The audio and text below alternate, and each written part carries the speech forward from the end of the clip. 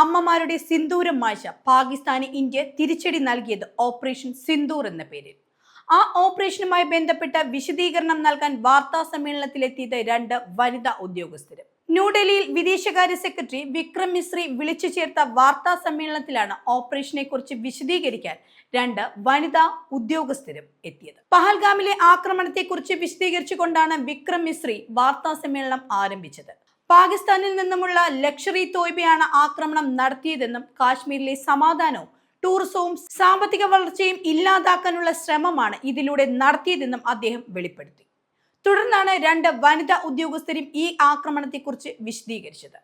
വ്യോമസേന wing commander Vyomika സിംഗും കരസേനയിലെ Sophia Qureshi എന്നിവരുമാണ് ഈ വാർത്താ സമ്മേളനത്തിൽ പങ്കെടുത്തത്. ഇന്ത്യൻ സിഗ്നൽ കോർപ്പസിലെ ഉദ്യോഗസ്ഥയാണ് കേണൽ സോഫിയ ഖുറേഷി.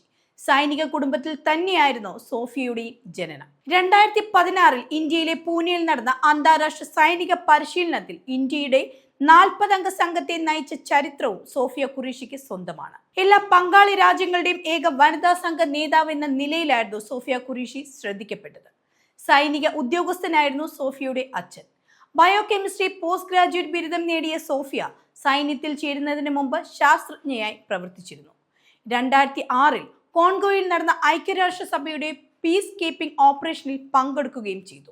സൈന്യത്തിലെ തന്നെ മറ്റൊരു ഉദ്യോഗസ്ഥനായ മേജർ താജുദ്ദീൻ ഖുറേഷിയാണ് സോഫിയയുടെ ഭർത്താവ്. ഇവർക്ക് ഒരു മകനാണുള്ളത്. വളരെ ചെറുപ്പത്തിൽ തന്നെ ഇവർ ഇന്ത്യൻ ആർമിയുടെ ശ്രദ്ധേയമായ വ്യക്തിത്വമായി മാറിക്കഴിഞ്ഞു.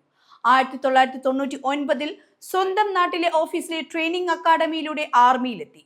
സിഗ്നൽ റെജിമെന്റിലെ കലാപവിരുദ്ധ മേഖലയിലെ ഉൾപ്പെടെ ഇന്ത്യയിലെ വിവിധ തസ്തികയിൽ ഇവർ സേവനവും അനുഷ്ഠിച്ചു. പഞ്ചാബ് അതിർത്തിയിലെ ഓപ്പറേഷനിലും ഇവർ സജീവ സാന്നിധ്യം തന്നെയായിരുന്നു. കൂടാതെ വടക്ക് കിഴക്ക് മേഖലകളിലെ വെള്ളപ്പൊക്ക ദുരിതാശ്വാസ പ്രവർത്തനങ്ങളും സോഫിയ പങ്കാളിയായിരുന്നു. സോഫിയ എപ്പോഴും പറയാറുള്ള ഒരു വാക്കുണ്ടായിരുന്നു: സൈന്യത്തിൽ തുല്യ അവസരത്തിലും തുല്യ ഉത്തരവാദിത്വത്തിലും ഞങ്ങൾ വിശ്വസിക്കുന്നു എന്ന്. ഇന്ത്യൻ വനിതകൾക്ക് സൈന്യത്തിൽ കൂടുതൽ പങ്കാളിത്തം നൽകുന്നതിന് വളരെ പ്രചോദനം തന്നെയാണ് സോഫിയ ഖുറേഷിയുടെ ജീവിതവും.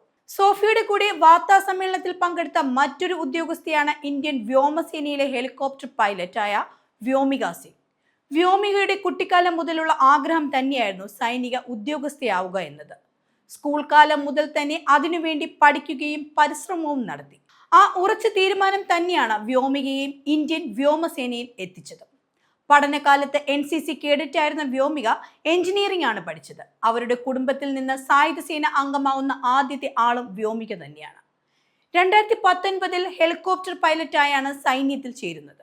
2020 അരുണാചൽ പ്രദേശ് നിർണായകമായ ഒരു രക്ഷാപ്രവർത്തന ദൗത്യത്തിലും വ്യോമിക പങ്കെടുത്തിരുന്നു. പാകിസ്ഥാന്റെ ഭാഗത്തു നിന്നും ഇനിയും എന്തെങ്കിലും പ്രകോപനം ഉണ്ടായാൽ ഇന്ത്യ തിരിച്ചടിക്കുക തന്നെ ചെയ്യും. അതിനുള്ള എല്ലാ സജ്ജീകരണങ്ങളും ഇന്ത്യ ചെയ്തിട്ടുണ്ടെന്ന് തന്നെയാണ് ഈ രണ്ട് പെൺകരുത്തുകളും വാർത്താ സമ്മേളനത്തിൽ വ്യക്തമാക്കിയത്.